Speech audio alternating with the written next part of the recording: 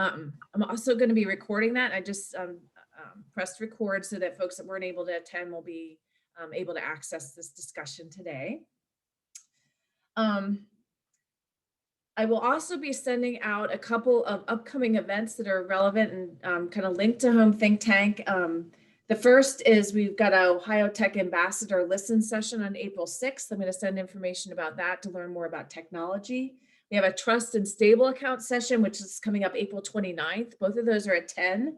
The first one's at 10, the second's at 10:30. I'll send those flyers out to you.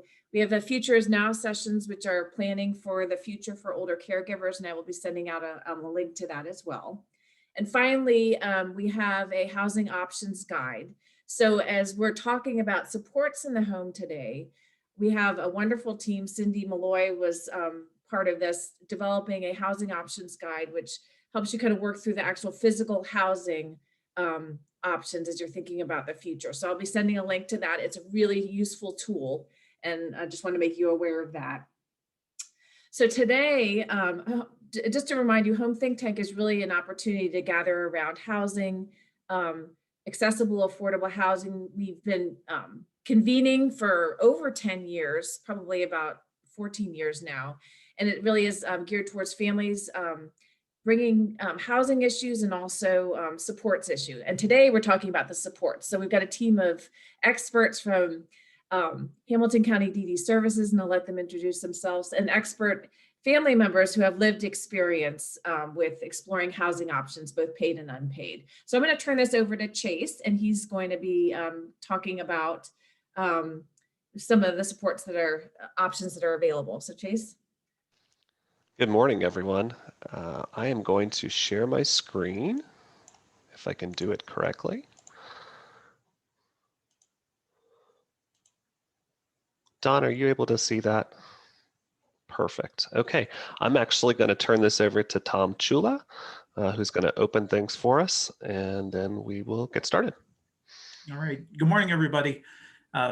Chase, thanks for the introduction. I'm Tom Chula. I'm one of the SSA supervisors with Hamilton County Developmental Disability Services, and I'm just going to kick things off this morning in regards to supports. So for non-waiver options, there are residential supports.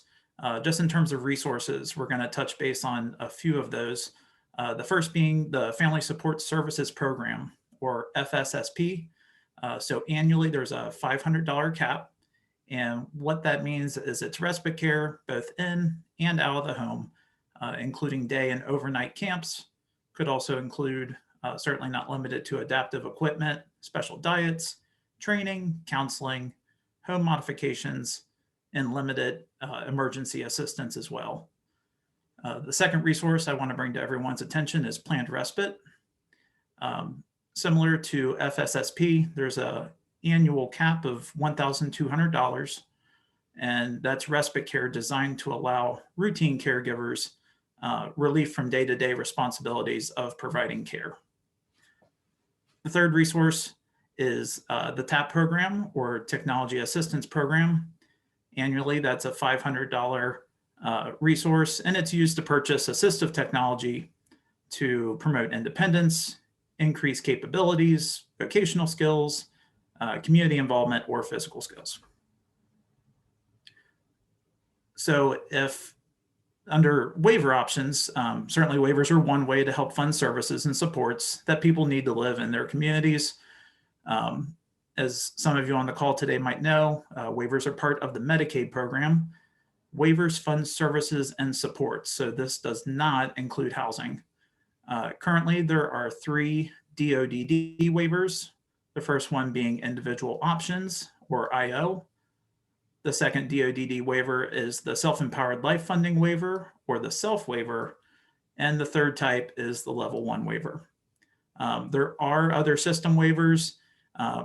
In terms of community-based, there's the Ohio Home Care and Passport waiver.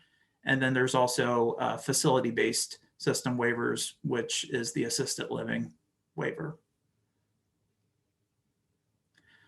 So waiver residential services. So these are all types of waiver residential services. We'll be spending more time this morning talking about these The first of which is supported living, which is homemaker personal care. There's also Ohio Shared Living, remote support services and assistive technologies, and the fourth is respite services, both planned and emergency. So in line with respite, one of the projects right now that Hamilton County Developmental Disability Services is really involved in is Alice's House, which is named after former Superintendent Alice Pavey. And what Alice's House is it's a 2 4-unit single bedroom buildings, and the purpose of which is for short-term and planned and emergency respite. So Hamilton County Developmental Disability Services is the license holder, and ViaQuest Residential Services is the contracted provider. This is an option for both waiver and non-waiver funding, and we are excited that later this month, Alice's House will be opening. So similar to Alice's House is Bramble House. So while Alice's House is about respite opportunities, Bramble is more long-term housing.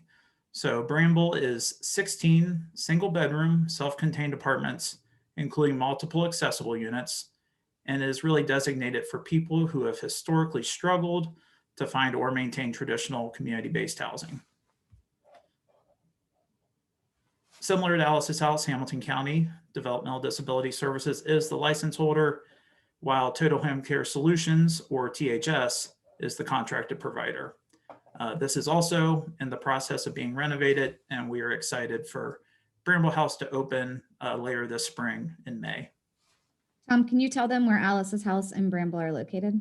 Absolutely. So Alice's House, which is the respite resource, that's located in Winton, while Bramble is located, Chase, if you could help me out, where's Bramble located?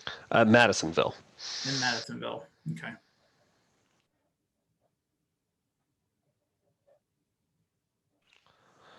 So my name is Chase Hurst. I'm an SSA supervisor, just like Tom.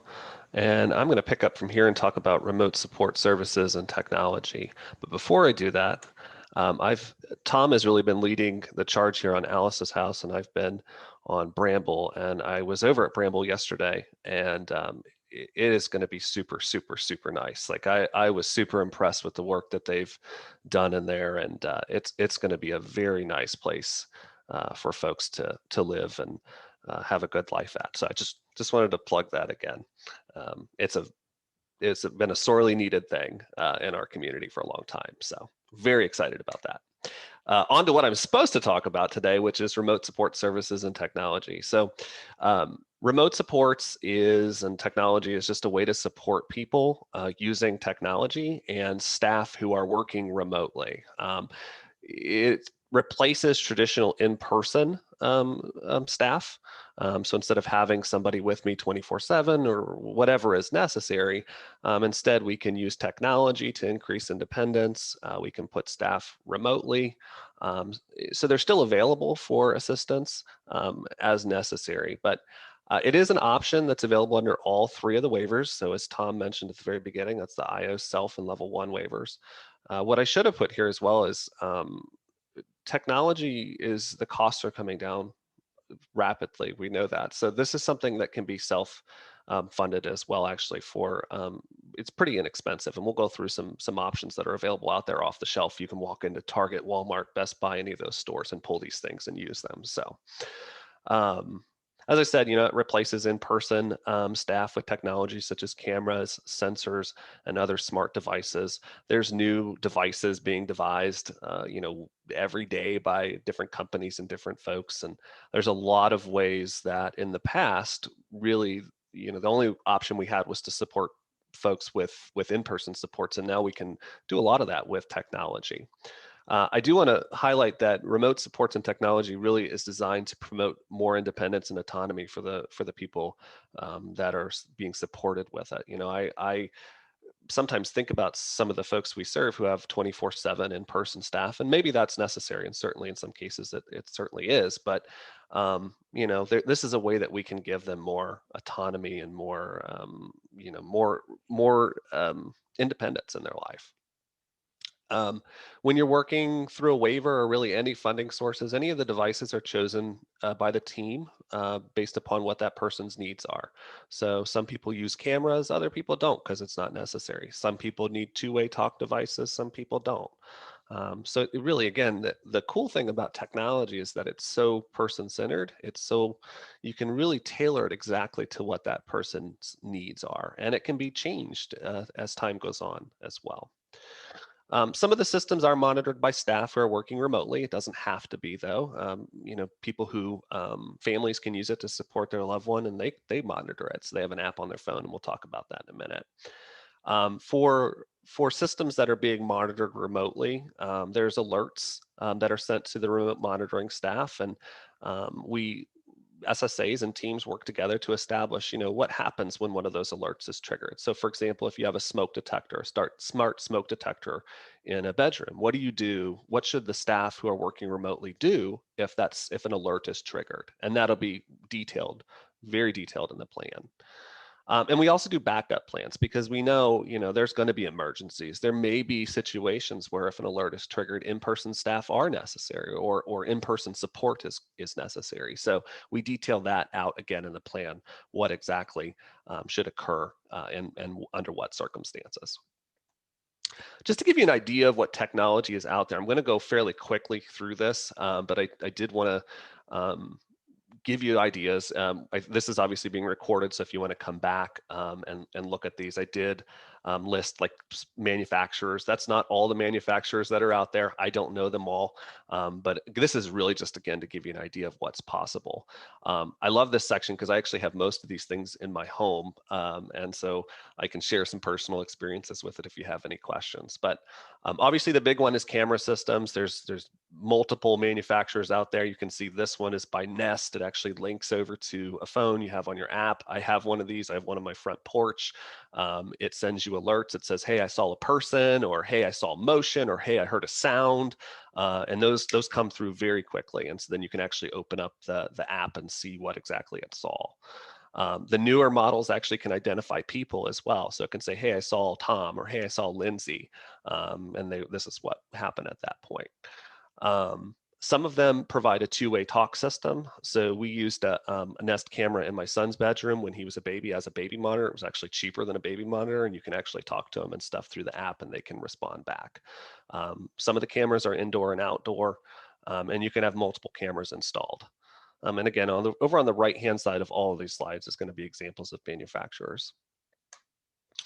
Smart thermostats is another technology. Most people are familiar with the Nest system. This is by Ecobee, I guess that's how you say it. You know, we support some people who struggle to keep the temperature. They like to crank it up in the winter, crank it down in the summer. And so this is one way that can be monitored. It also will send alerts to your phone if the temperature gets above or below a certain set point. And a lot of these systems I want to point out, or most of them actually all can interface with one another. So they can all talk to one another, which is really cool. Smart speakers and displays. Everybody's pretty much familiar probably with Alexa at this point, Amazon's Alexa or Google's, Google Assistant, I think is what they call it, or Siri on an iPhone. So these really are the gateways to a lot of the systems. You can talk to the devices. So for folks who, you know, have limited use of hands or struggle, you know, with dexterity type stuff, instead of having to flip a switch, you can say, hey, probably shouldn't say it because it probably triggers something in my house, but hey, so-and-so, turn on the lights, turn off the lights, that type of stuff. You can also program reminders and alerts and timers and all that type of stuff. So it could, you know, come on at 6 o'clock and say, hey, just as a reminder, take your medication. And all of these devices, or all the smart speakers and displays, can be expanded. Their actually utility can be expanded through apps and add-ons and stuff like that are available through. They actually have their own app stores. So. Smartwatches, this is Apple's version. I think that's probably the most familiar to most people. These do a lot of cool things.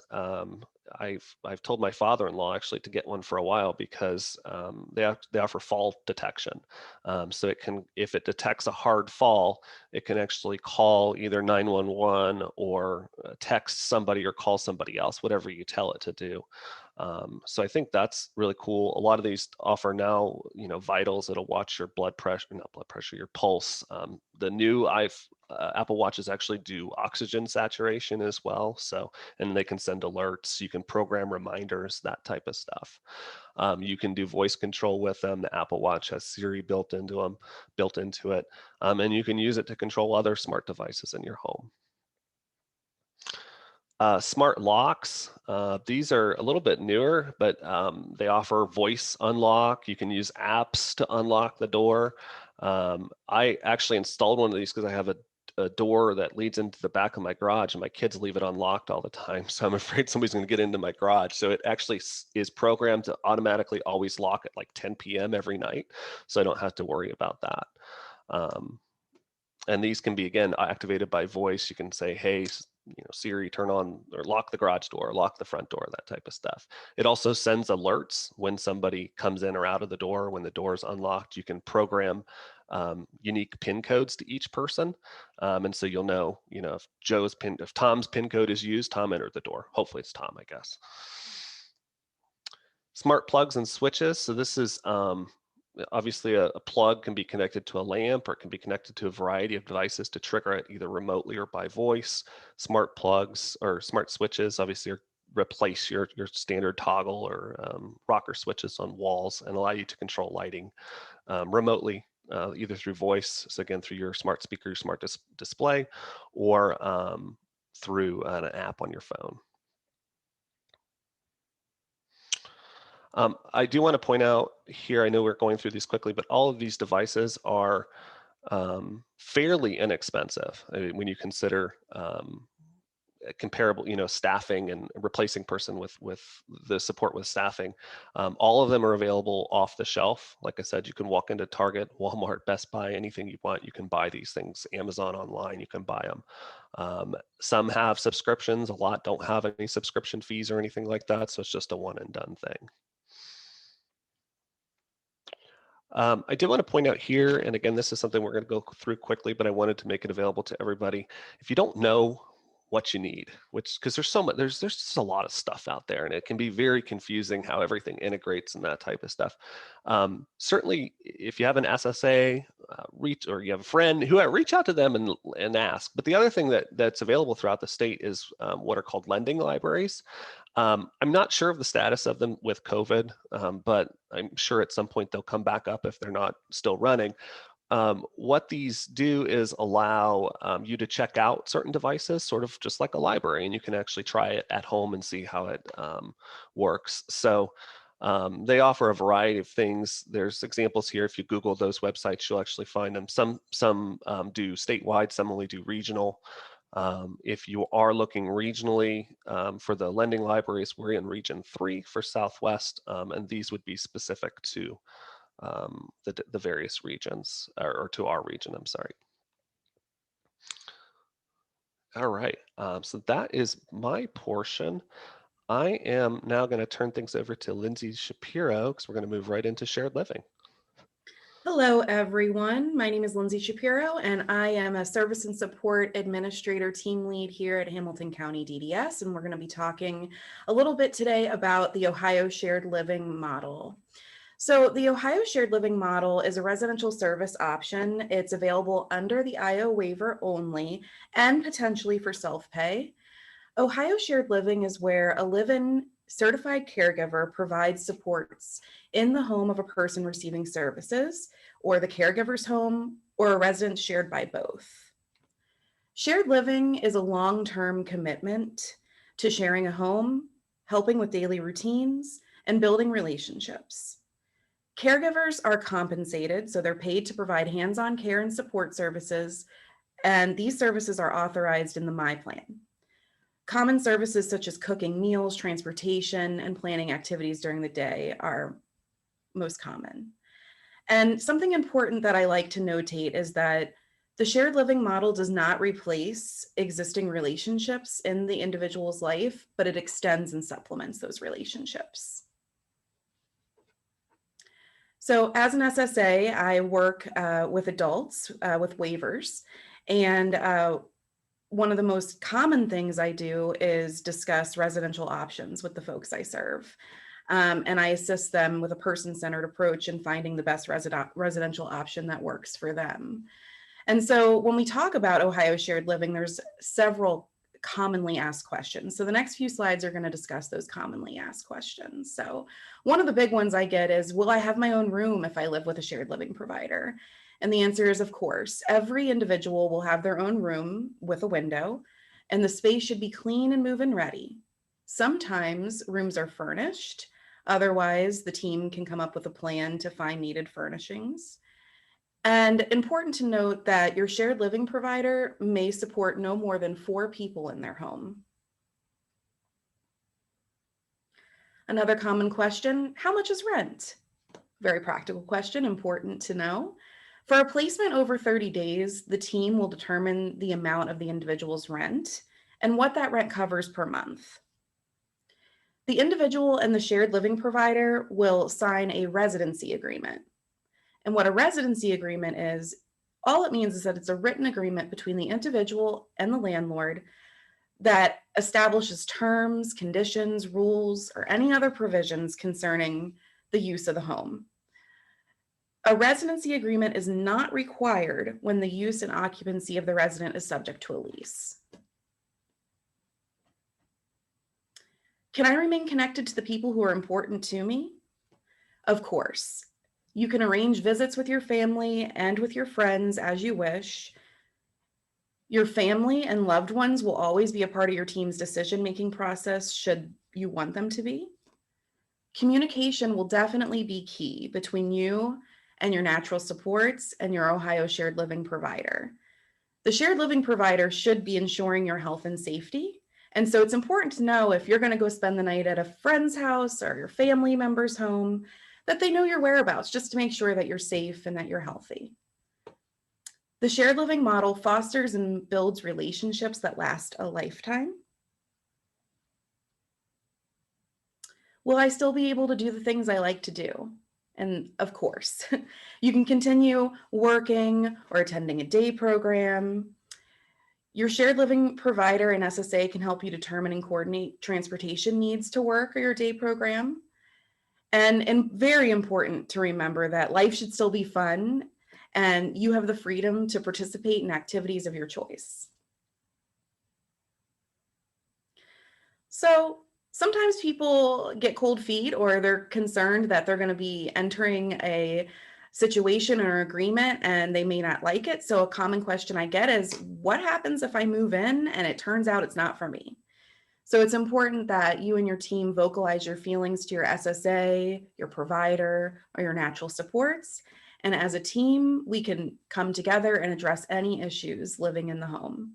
And of course, if you ultimately decide to move out and you've determined shared living is not for you, your SSA and team will assist you with finding a viable option that will best fit your needs.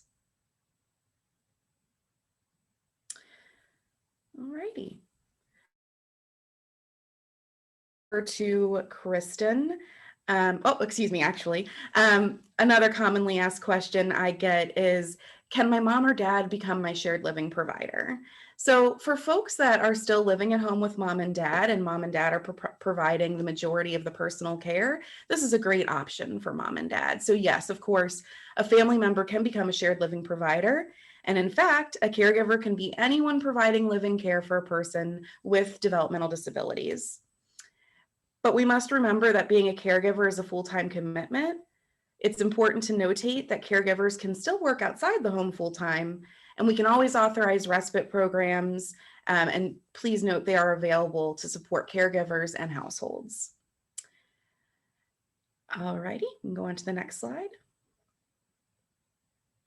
All right, so I am going to go ahead and introduce Kristen. We have a very special speaker today named David. So Kristen, go ahead and take over. Hi, everyone. I am Kristen Barber. I am I'm not on mute. Okay. I am a service and support administrator for the multi-systems team, and I have the pleasure of serving David Calhoun. And David, I've been working with him for about 2 years now. He has been in shared living with Miss Leslie, who is also joining us today. And David has been so successful up until this point. Every goal that David has set, he has accomplished. There have been some very great moments that David has shared with us. So we just wanted David to be able to share them with everyone that might be on the fence as to whether or not they're interested in shared living or not. So without further ado, David Calhoun. I'm gonna interrupt because I want to point out here. Sorry, David, but Dave, you'll see David is. Let me see if I can spotlight David and embarrass him. Here we go.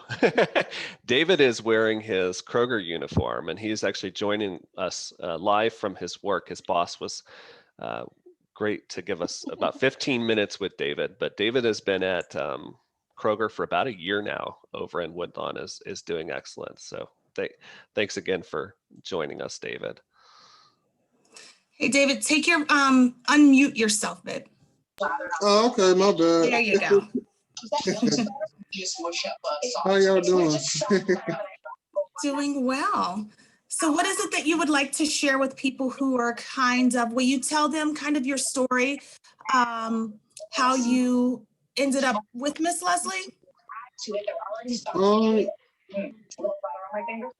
Reason I wanted to be with Miss Leslie because I started with shared living because I couldn't afford an apartment and pay all the bills and stuff the stuff that I wanted to do. As far as like getting a car,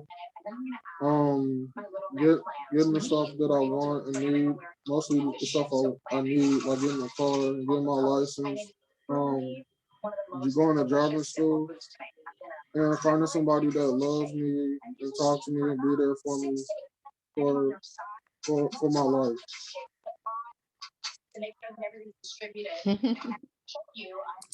Great. Leslie, is there something you would like to share about how having David join you and your family has also enriched you all's life? Hi, everyone. My name is Leslie. I'm a provider for David Calhoun. David has been a part of our family for 2.5 years.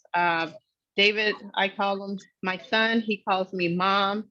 And this is the first time that he's really ever felt really so connected with someone he said to call them mom. I'm the first person he's ever started calling mom. Me and David, ever since he came to my home with shared living, it's been a wonderful experience. David and I set plans with his goals that he wants to achieve. David sometimes is hard on himself and his self-esteem can be low at times, but I help encourage him that he can do all things that he sets his mind to. And we just sit and we plan things that he would like to achieve. Getting his driver's license was one of the biggest important things that David always dreamed of, he said. So I told him with time and patience, we will get there. So we went to the BMV, we've got a book together. We sat, we read, we looked up on Google different questions that will be asked to help prepare him. So after doing that, he still, his confidence sometimes gets down, but that's where I come in to encourage him that, he has to trust in himself and it's going to be okay. So with that, David has achieved getting his temps. And then from there, we put him in the driving school at Bricks. And David learned how to drive, and he also went to pass his driving test. And now we are saving, or David is saving, to get a car, and that is his next big step, is to have a car and go from there. So David and I, like I said, he has days. I mean, everything is not always perfect as far as, He has things that he deals with, but I'm here as mom. He's family. I treat him like family, like my son. And with shared living, you know, that's what David has spoke to me, that he likes, that he has me, one person in the home 24/7. He's very comfortable with me. He sees the same person versus a shift change. Not saying that that's not bad, but it just depends on the individual. And when he's here, he has his own room. He has a television, and he buys things that he likes to have. And I'm here for him daily. When he wants to talk, we sit down, we plan outings, and when he goes to Kroger's, things he's going to buy, and just his future goals. I mean, so who knows what's next? He wanted a job. So David's been very successful with Kroger's. Before that, David worked at the swim outlet, and they had laid him off because of the COVID when that happened. So we just went to another opportunity when COVID, you know, when they allowed essential workers to really work. We thought about Kroger's would be a great place for David to continue his working success. So David has really been enjoying that for a year. And I'm really proud of David. And I love the shared living. I have 4 boys that are grown, and David talks to them. He says that's his brothers. That's his big brothers, and they call him Big Brother because he's older than 2 of them. But we have a great relationship, and he's been a blessing in my home. And I think shared living is really a wonderful thing. So if anybody's thinking about it, it's just something that I would really consider you trying out, and something that you really enjoy. Kristen is our SSA. We communicate whenever we need to. She is there. She's been a blessing in our life as well, having her. So we really appreciate her.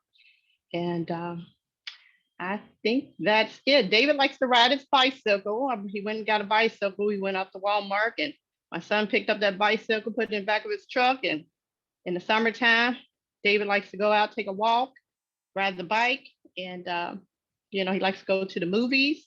So he goes to the movies, and he does a lot of little things that he wants to do. So you have the freedom to still do things that you want to do in shared living. So I think that's all I have to say. David, is there anything else that you would like to add? Sorry, take yourself off mute, sweetie.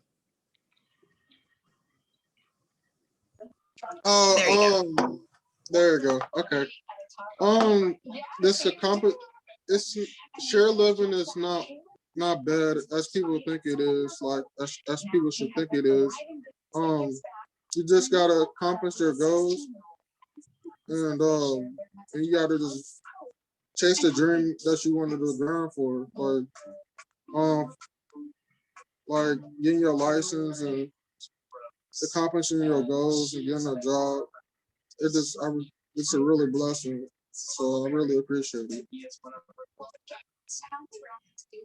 Hey, David, I also want to point out, I guess, that today was not actually a work day for David. David was asked to pick up some extra hours. So I think that's a great thing. Would you like to share about the number of placements you had prior to being with Miss Leslie? It was quite a few from what we talked about before, right? Yes, sir. It was at least, I should say, like 5 or 6 or 8 at least. Yeah, so you had several providers and several different apartments and places to live and all that stuff. And now, since being with Miss Leslie for the last 2.5 years, I think that you have a much more stable place to live, and you actually have a home, right? Yes, sir. Yeah. And I love it, and I feel blessed for it. Yeah. Leslie, there was a question for you that came up in the chat. Okay. It just asks, how did you get involved in or learn about shared living? I learned about shared living from a friend of mine that's been doing it for, I don't know, about years. She has a few individuals, probably about 3 individuals that she provides for, and that's been a part of her family and her home. So I'm always with that, my friend, and thought, you know, hey, I have 4 boys, and like I said, they're grown now. And then I said, that's something, I have room in my home, and I'm a caregiver. I mean, there's like, if you raise kids, it's the same. I mean, David's like a son to me. So I can if I care for my 4 sons, I have that caring heart and loving spirit, and I have room to help help someone else that is looking to be loved on, that needs that. And that's how I came into shared living. Thank you. You're welcome. And Leslie, so you actually work for an agency provider, correct? Yes, I do. I work for Can an you talk a little agency. bit about that, what that's like? Oh, I work for HLead, and I've been with them really for about 3 years. They also have respite, so I started off doing a little bit of respite at first until I had David came along, and he was looking for a permanent home and placement, and it worked out very well. But HLead, they're there to help with a lot of, we have a lot of meetings and achieving goals. They got a lot of activities they do with my son, and it's just a nice agency to have. I mean, we do a lot together. We have monthly meetings. They come into home monthly. We do so many different activities. They're there for whatever needs we have. For for David, if there's like things he needs, extra counseling he wants to talk to, they find all the resources, HLead, and of course the SSA, which is Christian. We work together. Good. Leslie brought up something where she said she began it with respite, and that's something that I would like to. So respite is also something that is available with shared living. So like a couple of weeks ago, David just kind of really needed a break. Just with any household, when everyone is around each other all day, every day, you kind of just need a break. And that's okay. With HLead, we were able to get him into respite, and he stayed there for about 2 or 3 days, about 3 days, I think, and then came and all was well. So that's also an option as well that you have in shared living, is sometimes you just need to step away and everyone needs time to breathe and regroup. Let me say something on when you say respite, also if time away, if there's like something, you just need that time because maybe an event happened or something, or if say you have to go out of town, it's your vacation time, or you're celebrating an anniversary, or something. Respite is there. David's been with the same respite provider for the 2.5 years we've been together. So all I do is call her, see if she has availability. If I was planning on going out of town, celebrating an anniversary in June, I will let her know I'll be out of town for, a week or whatever it is. So respite is good. It's in place whenever, the need is there, whether it's personal vacation or just you need a break for a weekend, or whatever. Respite is there as a shared provider, which is a nice program that they have. Thank you. Kristen, can you talk for just a moment about, I know you didn't serve David when he was receiving shared living or supported living services, but what has your experience been with David in terms of like the progress he's made and everything that he's been doing since you've started serving him, at least? When I began serving David, I think he had just kind of moved in with Miss Leslie, and we were attempting to get him stable and comfortable. And there were many times where David, because he has been moved around often, he was attempting to get comfortable with having the sense of home, and feeling as though he was always welcome, always loved there. And that was an adjustment for him. So there were some difficult moments, but it was also rewarding for everyone to see, because although David now knows that although there are difficult moments, that's okay. It doesn't mean that that's still not your home. That doesn't mean that, you know, you can't stay there anymore, you know, and that was something that was a shift for him for mentally and emotionally, because when you're in supported living, sometimes, you know, if something goes wrong with one staff member, you may never see them again. And I think he had to realize that, oh, yesterday just might have been a bad day, but she's here again today, and we're gonna have breakfast again today, and talk again, and we had plans to go to the movies, and we're still going to the movies. So it's been so rewarding to see David receive the love that he gives, because David gives a lot of love, and he's really a caring and great guy.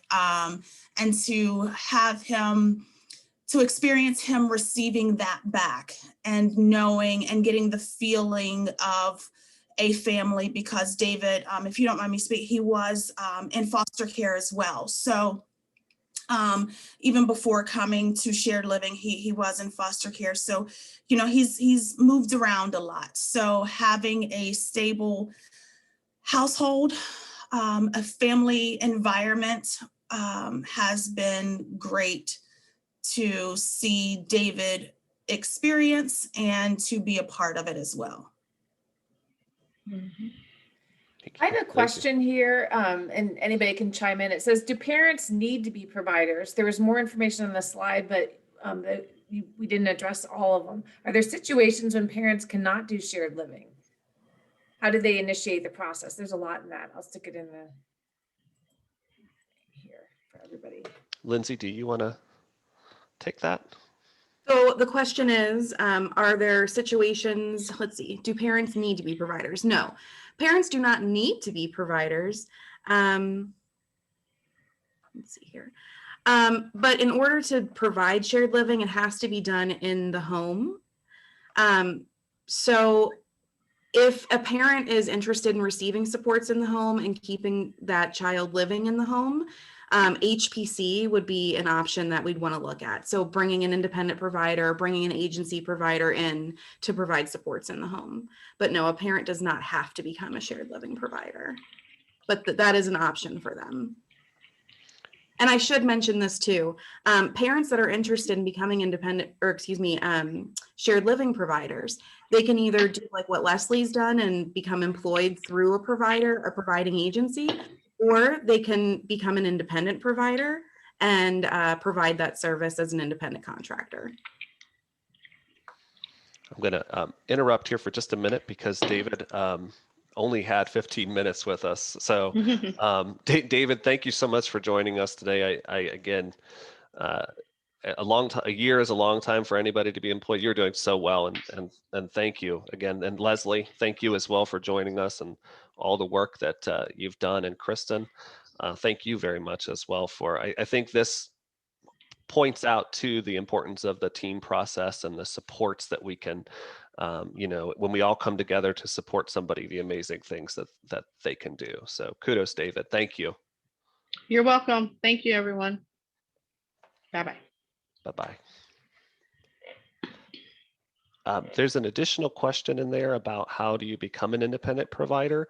I would just point most people back to their SSA, who can guide you through that process, but it is a certification process through the state of Ohio, through the Ohio Department of Developmental Disabilities. And we can provide some information after. We can send that out to give a link and stuff like that to that process.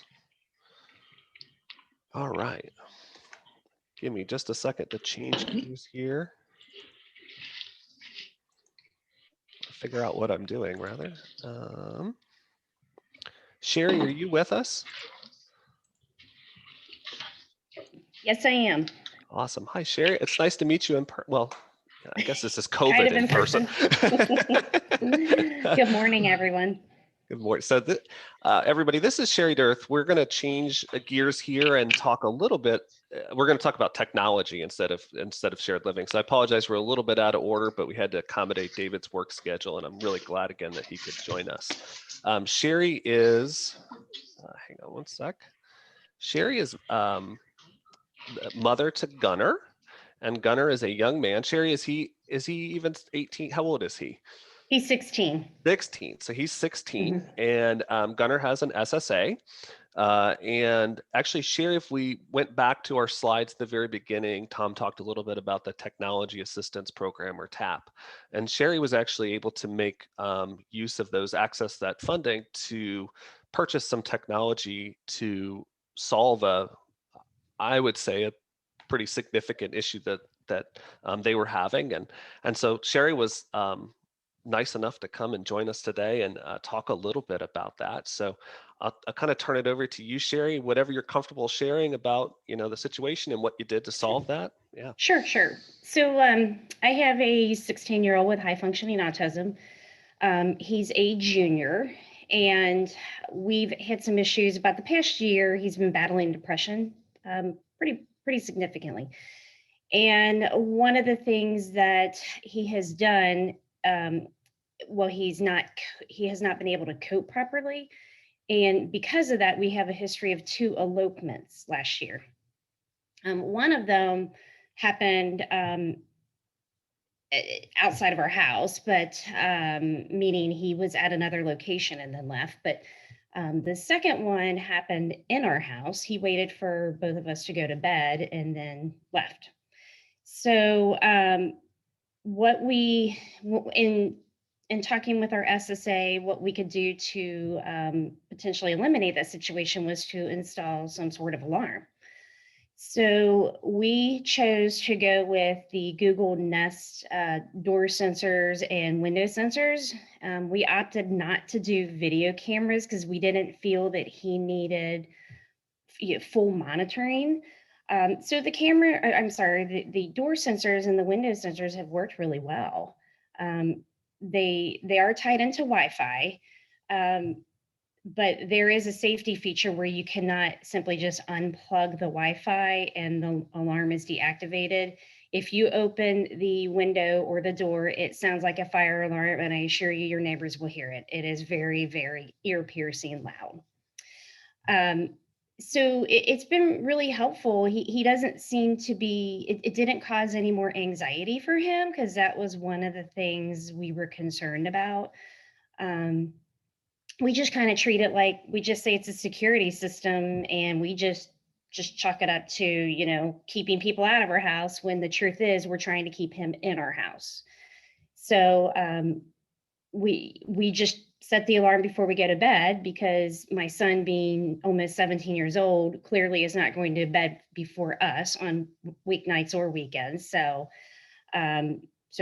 it helps. And I made a little joke with Chase about, it also helps if you have like soda or something in your garage that you're trying to keep the kids out of, because every time the door is opened or the window is open, there's a little chime. So you know when doors are opening and closing.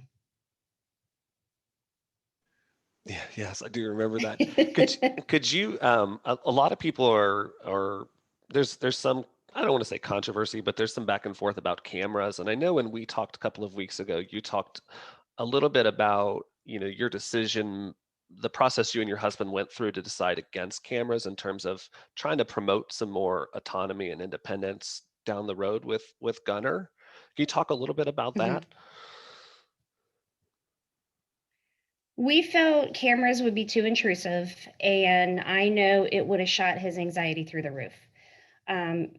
I think the feeling of being watched 24/7, it would add to his anxiety about feeling controlled.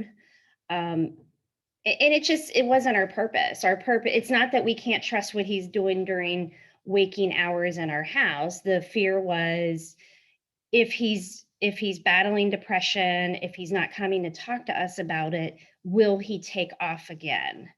And I didn't mention this. We did have issues too shortly prior to his autism diagnosis, which actually came very late. It didn't come until 2 years ago. At that time, he was actually after hours leaving the house and going through walks around our township. And I'm not talking stroll up and down the road. I'm talking one night he was 5 miles from our house, picked up by the police and brought home. So that wasn't an elopement. I mean, when I say elopement, we had true elopement, you know, where the police were looking for him. But yeah, I mean, we had multiple instances.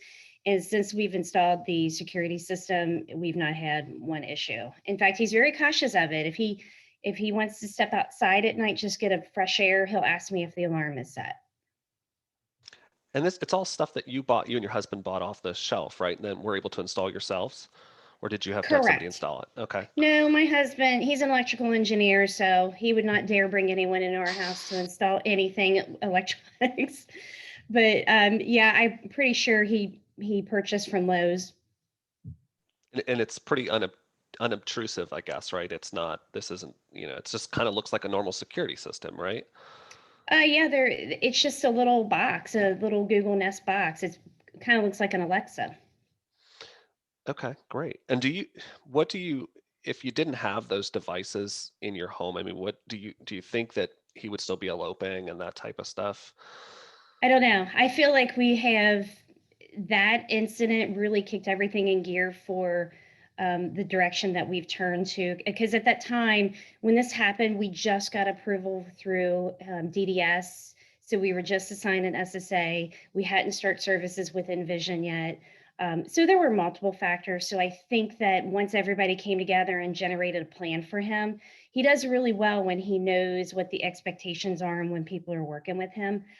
I can't say for sure that I feel confident that he would have tried it again. I can tell you that particular incident it shook him up pretty well with everything that happened. So he's now battling quite a bit of trauma from his actions, and those are other things that we're dealing with. So I can't say for sure. Yeah, that's fair. I think this story is it's a great example of using technology, because otherwise I think we would be looking at, I mean, maybe not, but more intrusive types of supports to support him through whatever he was going through or is going through at that point in time. So I really want to thank you for joining us today and sharing that story with us. You're welcome. I think it's a wonderful story. I think it's, again, another example of team process too. You talk about talking to your SSA and using Envision and everybody coming together to support your son. And I love the decision-making process against the cameras in order to, help. He's just like any of us. I was 17. I know what it was like. So, trying to promote independence and folks. So. Absolutely. I can't say the one thing that has helped with me is I typically get up at 4:45 in the morning and go to work. So when he's off school, I can't possibly stay up as late as he does. So it really does give me peace of mind knowing that if I set that alarm, if he steps out, we're going to know immediately. I think it goes off. You have about 30 seconds before it goes off. Awesome. There is a question. Here, share. Sorry, so got stuff popping up all over my screen. The question is, have you seen a decrease in anxiety with Gunner when you installed the door chimes / alarms? No, because his anxiety is resulting from many other things. We just, with him, it's like we get 2 steps forward and then we take 1 step back. It's been such a slow process trying to work through what happened last summer.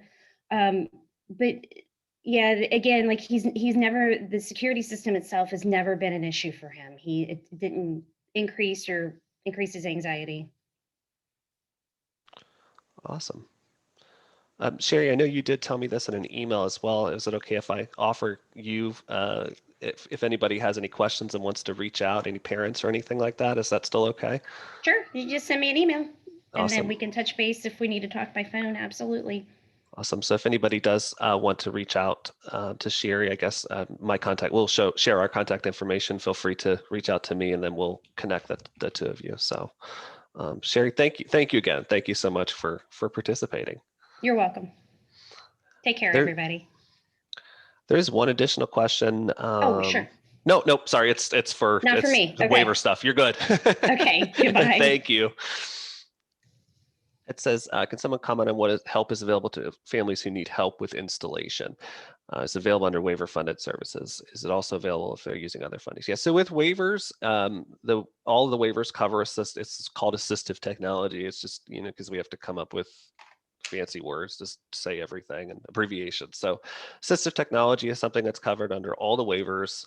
There are agencies out there who can help not only with getting the equipment, but also with they can advise you. They can come out and say, okay, this is what would probably work best. They can provide training to use that equipment, and then they can help with the installation as well. So it is something that's available under waiver services. As far as other funding, our TAP program, Technology Assistance Program, is a locally funded program that's $500. We could certainly, it is designed to cover the cost of the actual equipment, but it is something that, if there was money left over, we could certainly explore what the possibilities were if somebody did need assistance. I'll jump in real quick, Chase, on Yeah, that. go ahead. So I help with the TAP program, and it is, if there is money left over in that $500 pot, it is definitely something that we could look at.